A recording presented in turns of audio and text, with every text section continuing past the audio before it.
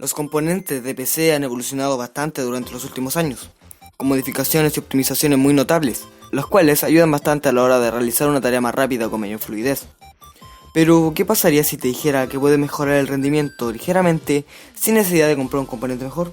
Con unos pasos que, aunque no sean generales para todos los componentes, serán bastante fáciles. Seguramente te estarás preguntando cómo es eso posible. ¿Es alguna clase de estafa a la cual puedo insertar algún virus en mi computadora? Eso te lo explicaré más tarde.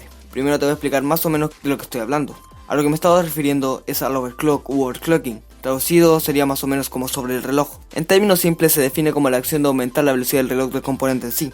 O sea, aumentar la cantidad de operaciones que puede hacer al mismo tiempo, o aumentar su rendimiento más allá del preestablecido por el fabricante. Es bastante sonado actualmente, porque a los usuarios les suena llamativo el hecho de que sus equipos se les pueda aumentar su rendimiento prácticamente sin costo alguno. Este puede realizarse con varios componentes, pero los más comunes y en sí los más efectivos son el procesador aumentando los GHz, la tarjeta de video aumentando el rendimiento y la memoria RAM aumentando los MHz, nombrando de mayor a menor efectividad, así se presenta, pero en realidad es así de bonito. A continuación trataré de explicarte más o menos sus ventajas y desventajas para que tú mismo juzgues y reflexiones si quieres realizar este procedimiento o no, viendo tú mismo si te conviene aplicarlo en tu PC. Sin enredarme más, empezaré nombrando sus ventajas y básicamente la parte buena de este procedimiento. Primer punto, mejora del hardware. Si se realiza bien y con los riesgos que mencionaré más adelante ya controlados, el componente puede llegar a un máximo de 30% de mejora en su rendimiento, mostrando en muchos casos una mejora bastante considerable, en juegos aumentando ligeramente FPS, en edición reduciendo el tiempo de espera a la renderización, y en trabajos comunes aumentando la velocidad de realización de estas actividades. Segundo punto, componentes especiales. Las compañías notaron que los usuarios hacían esto, de una manera aunque efectiva, la diferencia era relativamente poca, por lo que al menos Intel tiene su propio modelo de procesadores, la cual están especializados para realizar este procedimiento, solucionando un poco más los riesgos que traería hacerlo con componentes normales. Este es el modelo K, o sea todos los procesadores que después de su nombre y numerología correspondiente llevan una K.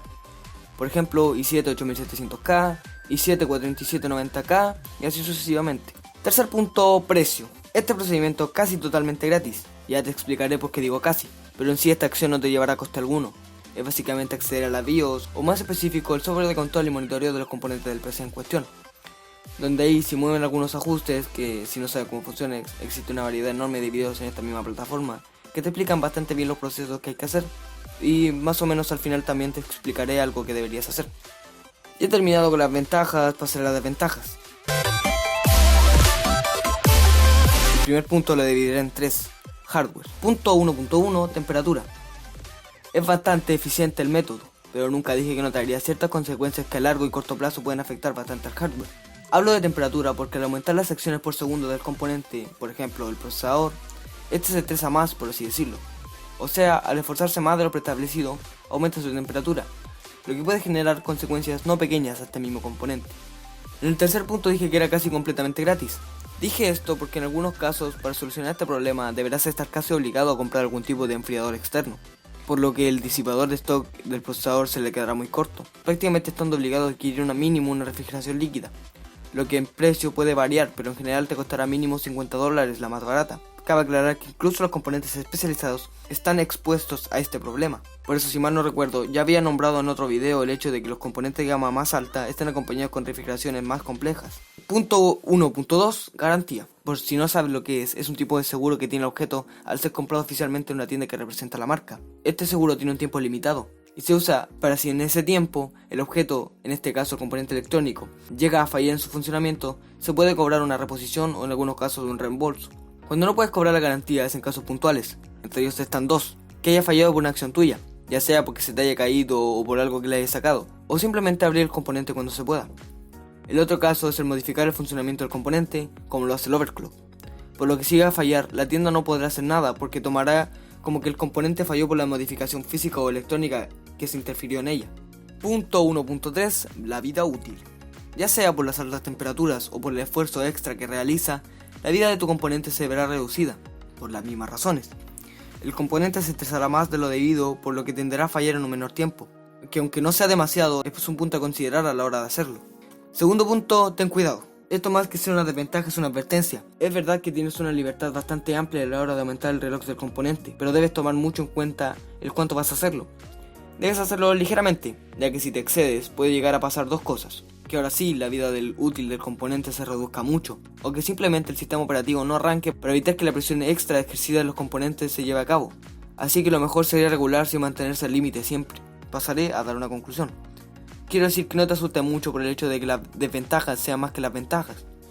Digo que esto porque las ventajas ayudan bastante y las desventajas son muy fáciles de solucionar, ya que no son algo que estará presente sí o sí. Más bien son puntos que deberás tomar en cuenta para que no estén presentes sí o sí. No sé si se entiende, pero en sí es solo cuidarse de estas, que aunque son fáciles de atacar, no son muy tomadas en cuenta y es una de las razones por cual el overclock es muy criticado. Espera, todavía no te vayas, o no lo hagas si no quieres saber cómo hacer overclock.